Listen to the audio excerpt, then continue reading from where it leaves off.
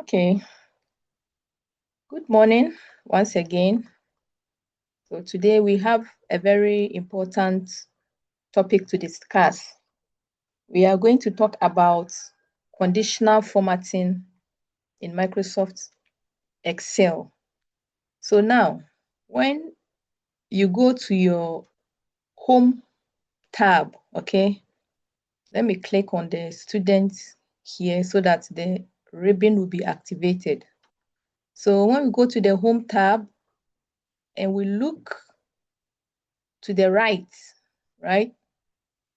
we can see conditional formatting. Please, can you see conditional formatting here at the top here? Yes, madam. Good. Yes, madam. Good. So when you put the arrow on it, it gives you a description.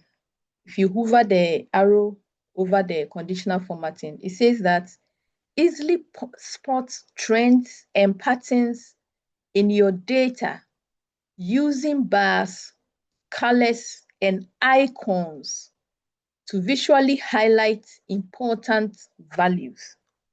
So we can use patterns, colors, bars, icons, etc. to highlight important values in an Excel data or any data that we have. So for instance, I have a small data here, a small data set. We have students and their grades, right? And I want to apply conditional formatting to this data. Now let's start with the grades. I want to see, for instance, how many students got above 50. Okay, let me see how many students got above 50. What am I going to do? I'm going to highlight all the student grades. So I'll just highlight everything here from 87 to 50. Then I go to conditional formatting. There's a drop down list. So I'll click on it. Now look at the different options we have. We have highlight cell rules. So when we come to highlight cell rules, we have greater than, less than, between, equal to, text that constrain, a date occurring, etc., depending on the kind of data set you have. All right.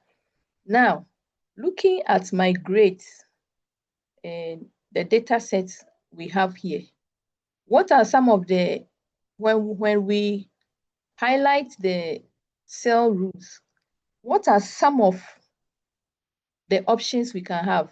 What are some of the things we can apply to this data? Who can tell me? We can have less than, greater than. So who can tell me what are some of the conditional formatting we can apply here? Yes.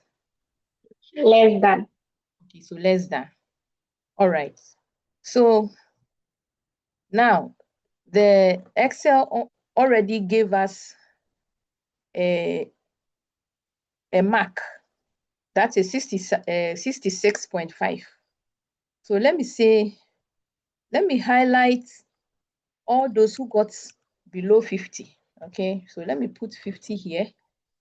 And then I say, okay, but now you see, look at the color highlighter. It says light red fill with dark red spot, dark red text. I can change the color if I want. So I can say, maybe if you got below, okay, if you got below 50, you have actually failed. So let's leave the light red with the light red fill with the dark red text. So we'll just leave it like that. And then I can tell how many students got below 50 from this conditional formatting. And so sometimes this data set is small. So by looking at it visually, it's easy to tell. But when you have a large data set, look at your student numbers. Sometimes you have a class of 300 students, 400 students, 500 students, and you want to count how many students got below 50, what's going to happen? It's going to be very difficult because the data is large and you might not be able to actually count them, or you might even miss if you try to do it manually. So then the best way to go about it is to apply conditional formatting. Please, any questions before we continue? No, madam. Okay. Now, let's go and apply another conditional formatting. Let's do greater than. So let's say the pass mark is, let's say 60. So let me see how many people got above 60. And those above 60, light red fill with no. So I can use green fill with dark green text. And so now I know how many people got 50. Sorry, it was 60 and above, right? 60 and above. And I know how many people got below 50. So I know those who are the high scoring and those who actually failed, because assuming 50, below 50 is the fail mark, then it's easy to spot all those who have failed. There are other things. Okay, so let me undo the conditional settings here. Then let's highlight the text again. The other things we can do, for instance, let's do top bottom rules. So we can have the top 10 items or the top 10%. So let me just click top 10%. Okay, let's change the color. Let's make them green, right? And then if you look at the data here, according to the rules that are already in the system, the default rules, the person who is in the top 10% is Jones, who is having 91. He's having 91. Now, let's undo again. We can apply so many different types of conditional formatting. We can apply data bars, gradient. We can do gradient fill. So you can tell if the bars are big, then you know that the marks are big. And if the bars are small, you know that the marks are low, etc., etc. We can change the color scale if we want. So I am not going to change the color scale, but we can change it. We can set icons. So if I select this icon, for instance, you can see that if you are in the top marks, your arrow is pointing up. It means that you are doing good. If your arrow is pointing down, the red arrow, it means that you didn't do well. So looks like from 50 mark and below, you are not doing well. If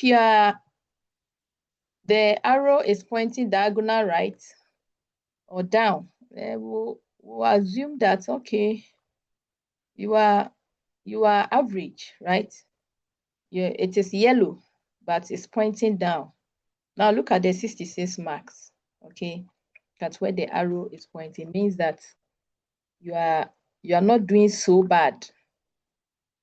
If you look at the arrow pointing diagonal up, it means that this student was nearly in the top marks in the class, and so on and so forth, depending on the rules that were applied.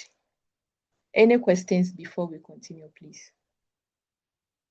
We can do so many No, things. madam. We can do so many things with conditional formatting. So we can also create our own rules, right? We can come here and then specify our own rules.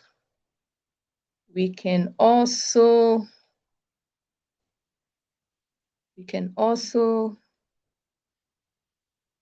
manage the rules, okay?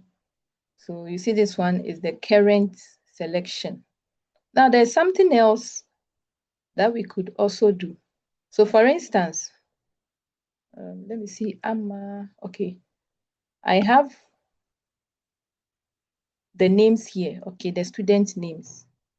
Let me go to conditional formatting. If I apply any of these rules, let's say greater than, you see, there's nothing because it is text, it's not values, all right? So you say the value you entered is not a valid number, date, time, or string. So we can't do anything. So next time you are highlighting, then you know what you are dealing with. So for instance, let's highlight again. And then I come to conditional formatting. And I go to highlight rules, highlight cell rules. Now come down here. Do you see duplicate values? Can you see duplicate values? Yes, please. Yes, madam. Yes. Okay, so let me click on it. And then immediately, you see, AMA was repeated. The same AMA 87, same AMA 87. So conditional formatting is helping us to identify the duplicates in this data. Now, last week we were talking about loans and interest calculations. So let's go here. We can apply conditional formatting here. Now we are going to leave the total. You see the total here was 30,881. Let's leave it. Let's highlight all the interest that everybody got. Okay, let's see from Kofi to Abina. Somebody was supposed to be here. So let's make that person Joe, for instance. And so let's say these were the interests. Okay, we highlight only the interest. We leave the total. And then we come to conditional formatting. And we say, let's highlight all the interests that are less than, let's say, 1,000, for instance, 1,000 cedis, for instance. And then voila, conditional formatting has been able to help us know which interests are less than 1,000. We can do the same. Let me go undo, go to conditional formatting, and I say greater than, let's say greater than 1,000. So greater than 1,000. And you see that it's only Joe's interest, which is greater than 1,000, right? All right. Any questions? No, madam. Okay, so we will bring our conditional formatting class to a close here, and then we continue another time.